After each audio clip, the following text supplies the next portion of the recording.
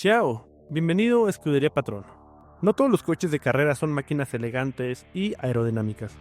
Algunos parecen diseñados por alguien que dejó caer su maqueta antes de entregarla. Hoy te traigo los 10 coches de carrera más raros y feos que han pisado una pista. Algunos funcionaron y otros fueron un desastre, pero todos tienen algo en común. Se ven poco atractivos y a veces como que crees que no son reales. Sin más por el momento, bienvenido a Escudería Patrón.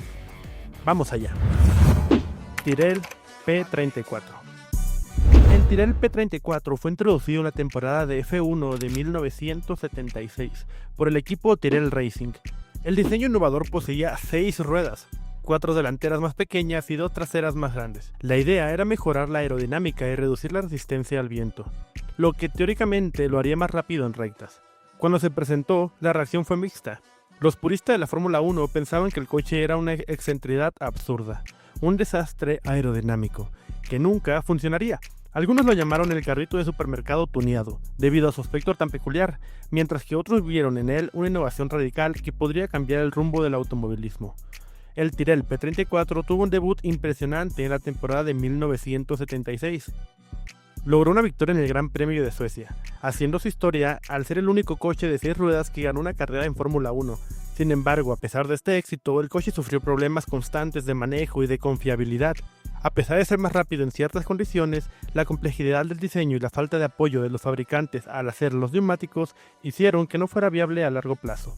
El proyecto fue abandonado después de la temporada de 1977. La falta de apoyo en el desarrollo de los neumáticos para las 4 ruedas delanteras hicieron que Tyrrell decidiera abandonarlo. El P34 dejó un legado histórico por su diseño único, pero nunca jamás volvió a ser una opción viable en la Fórmula 1. Ligier JS5.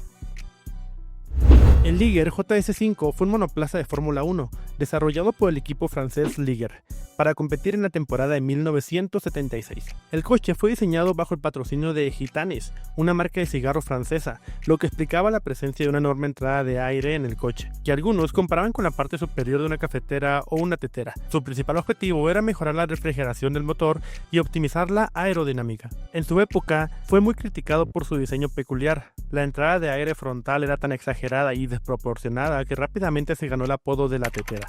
Sin embargo, algunos veían la propuesta como una innovación arriesgada. El Ligier JS5 tuvo una buena performance inicial en la temporada de 1976. A pesar de su aspecto, el coche logró algunos podios. Su mejor resultado fue un segundo lugar en el Gran Premio de Suecia de 1976. Sin embargo, el coche no logró mantenerse competitivo a lo largo de la temporada y sufrió varios problemas de fiabilidad, lo que le impidió conseguir victorias. Aunque no fue un desastre total, no pudo competir con los grandes equipos como Ferrari y McLaren. El Ligier JS5 fue usado hasta 1977. A pesar de ser un fracaso en términos de diseño, el coche dejó una huella por su originalidad y la controversia que generó. March 711. El March 711 fue diseñado por el equipo británico March Engineering para competir en la temporada de Fórmula 1 de 1971. El 711 fue diseñado por Henry March, quien se centró en mejorar la estabilidad del coche mediante un alerón delantero, pero el diseño no salió como esperaban. El alerón delantero en particular parecía una bandeja de desayuno, algo que marcaría la estética del coche. El March 711 recibió muchas críticas por su diseño, especialmente por su claro y visible alerón. En una época donde la estética en los monoplazas ya comenzaba a ser más refinada, el March 711 parecía un coche sin muchos cuidados en el detalle visual. La prensa y los aficionados lo veían como una broma de diseño, algo inadecuado para un coche de Fórmula 1. Sin embargo, los ingenieros a cargo aseguraban que su forma tenía una función aerodinámica, aunque la mayoría no estaba muy convencida.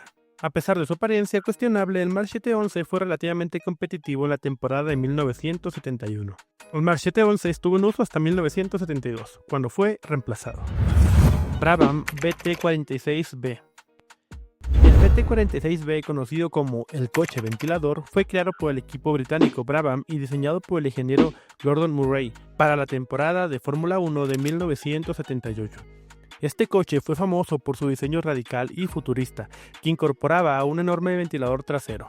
La idea era que el ventilador succionara el aire del suelo para aumentar la carga aerodinámica, creando más agarre y mejorando la estabilidad del coche a altas velocidades.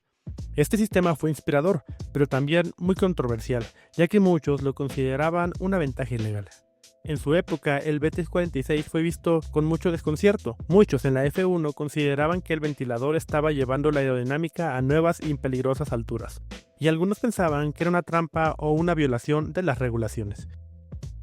El Brabham BT-46B tuvo un rendimiento impresionante en su primera y única carrera oficial en el Gran Premio de Suecia de 1978.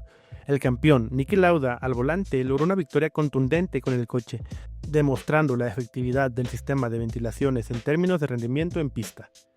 Tras la carrera, el coche fue retirado de forma oficial, debido a las dudas sobre su legalidad, ya que los ventiladores podrían considerarse un sistema no permitido por las regulaciones de la Fórmula 1.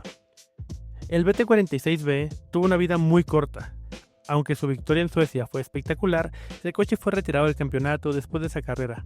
El controversial ventilador llevó a la FIA a modificar las reglas para prohibir el uso de sistemas de succión como el que tenía el BT-46B. Nissan Delta Wing. El Nissan Delta Wing fue un prototipo experimental desarrollado para las 24 horas de Le Mans de 2012. Este coche tenía una apariencia completamente diferente a cualquier otro. Una parte trasera ancha y agresiva, pero un frente extremadamente estrecho y puntiagudo, casi como un avión de combate sin alas, o como le suelo llamar, el auto de Batman, un murciélago sin alas. La idea detrás del Delta Wing era reducir peso, resistencia aerodinámica y consumo de combustible, al tiempo que mantenía un rendimiento competitivo. Nissan apoyó el proyecto con el objetivo de demostrar nuevas tecnologías en el automovilismo. Desde el primer momento, el Nissan Delta Wing generó reacciones mixtas. Por un lado, algunos lo veían como una revolución en la aerodinámica y un posible futuro para los coches de resistencia. Por otro lado, su diseño tan inusual lo hacía parecer más un concepto de videojuegos que un verdadero coche de carreras. Muchos dudaban de su estabilidad y rendimiento en curvas, y algunos críticos incluso lo consideraban una locura innecesaria dentro del mundo espectacular de la carrera de Le Mans. El Delta Wing participó en las 24 horas de Le Mans del 2012, dentro de la categoría experimental, lo que significa que no competía por nada ni tenía nada que ganar o perder, sino como una demostración tecnológica. Sin embargo, su debut fue un caos. Fue golpeado por un Toyota LMP1 en plena carrera, lo que obligó a retirarse. A pesar de este fracaso, el coche demostró buenas velocidades y eficiencias en los entrenamientos, lo que hizo que algunos equipos se interesaran en desarrollarlo aún más. Estamos por entrar al top 5. Si este video te está gustando, te invito a que me sigas y dejes tu me gusta. Esto me sirve para que traiga más videos interesantes que pudieran ser de tu agrado. Continuamos. Eiferland Type 21. El Eiferland Type 21 fue un monoplaza de Fórmula 1 desarrollado por la escudería alemana Eiferland Caravans, un fabricante de casas rodantes que decidió entrar en la F1 en 1972. Así es, un fabricante de casas rodantes. En lugar de construir un coche desde cero, compraron un March 721 y lo modificaron con la ayuda del diseñador Luigi Colani. Famoso por sus diseños futuristas y aerodinámicos, Colani intentó revolucionar el aspecto del coche dándole una estética más orgánica, con una carrocería redondeada y un extraño periscopio central para el aire. Pero el resultado no fue el esperado.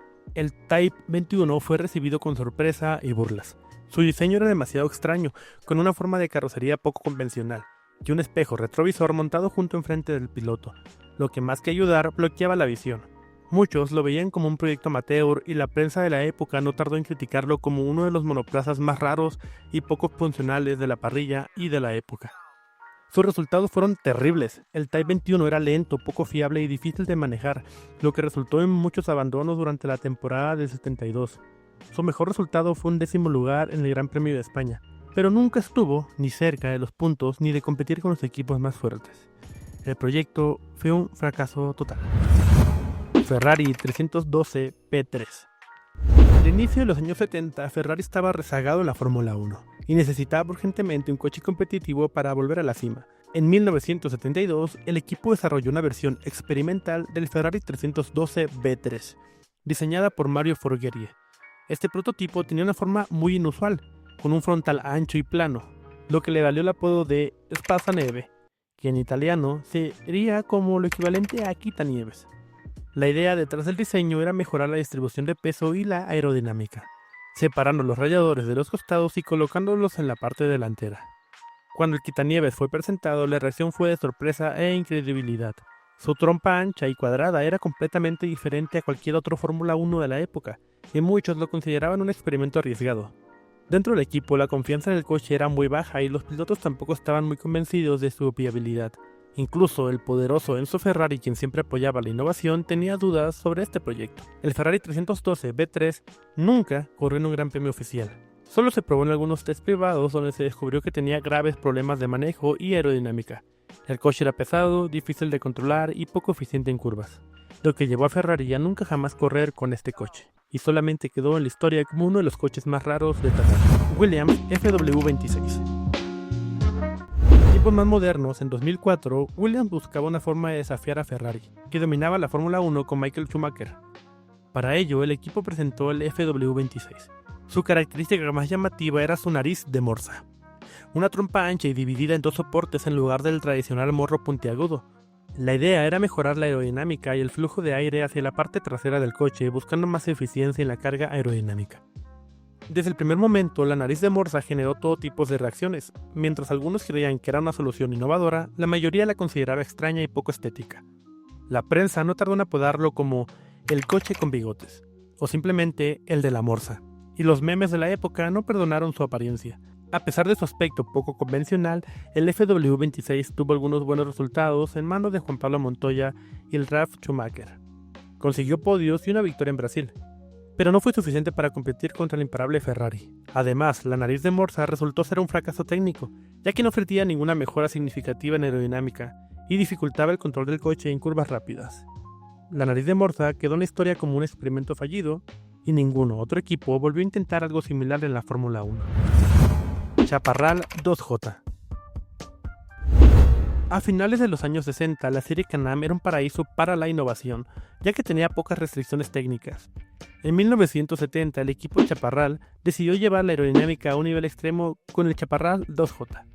Este prototipo tenía un diseño revolucionario y muy creativo, con un enorme ventilador en la parte trasera, similar a los de un aire acondicionado industrial.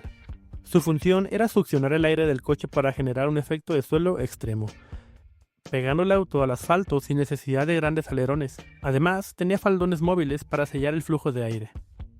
La reacción inicial fue de asombro e incredibilidad. Mientras algunos lo veían como una obra maestra de la ingeniería, otros lo consideraban una trampa tecnológica. El sistema de ventilación le daba una ventaja enorme en curvas, lo que provocó que equipos rivales protestaran de inmediato. El Chaparral 2J era ridículamente rápido, superando la competencia en curvas de manera brutal. Sin embargo, su fiabilidad era pésima. El sistema de ventiladores y el motor auxiliar que los activaba fallaban constantemente, lo que provocó repetidos abandonos en las pocas carreras en las que participó. Los equipos rivales presionaron para que fuera prohibido, argumentando que los ventiladores le daban una ventaja injusta. Sin embargo, su concepto inspiró a otros experimentos como el Brabham BT46B que ya mencionamos más arriba. Al día de hoy, el Chaparral 2J sigue siendo uno de los coches de carreras más innovadores y locos de la historia, recordando por su aspecto extraño y sus ideas adelantadas a su tiempo. Dome 0 RL. A finales de los años 70, la compañía japonesa Dome soñaba con construir un superdeportivo que pudiera competir con los gigantes europeos. Su fundador diseñó el Dome 0, un prototipo con una estética ultra angular, inspirado ¿en qué? En el Lamborghini Countach, pero con un diseño aún más agresivo. Sin embargo, al no poder homologarlo para la calle, decidieron llevarlo al automovilismo y crearon una versión de carrera, el Dome 0 RL, diseñado específicamente para competir en las 24 horas de Le Mans de 1979. El coche generó mucha expectativa por su diseño muy futurista y porque representaba una ambición japonesa de desafiar a los autos europeos en la carrera de Le Mans. Pero al mismo tiempo, muchos expertos dudaban de su viabilidad. Además, aunque el diseño era llamativo, algunos lo veían como un concept car más que un auto de competición funcional. El Dome 0 RL fue un desastre en Le Mans. Durante la edición de 1979, la única en la que participó el coche era demasiado lento y poco fiable. Apenas logró clasificar y en la carrera se retiró tras solo 40 vueltas. A pesar de los intentos por mejorar el diseño en los años siguientes, nunca pudo ser competitivo y nunca terminó una carrera importante. Después del fracaso en Le Mans, Dome abandonó el proyecto, siendo recordado por los aficionados por su mala apariencia, similar a un Lamborghini mal dibujado. Y ahí los tienes, los coches más raros y feos de la historia del automovilismo. Algunos funcionaron, otros fueron un total desastre, pero todos nos dejaron con una pregunta: ¿en qué estaban pensando los diseñadores? Cuéntame, ¿cuál crees que es el más feo? ¿Me faltó alguno? Dímelo en los comentarios. Si llegaste hasta aquí, suscríbete, que estaré trayendo al canal más e interesantes videos. Dime si quieres que haga algún video en especial, estaré encantado de leerte. Arrivederci.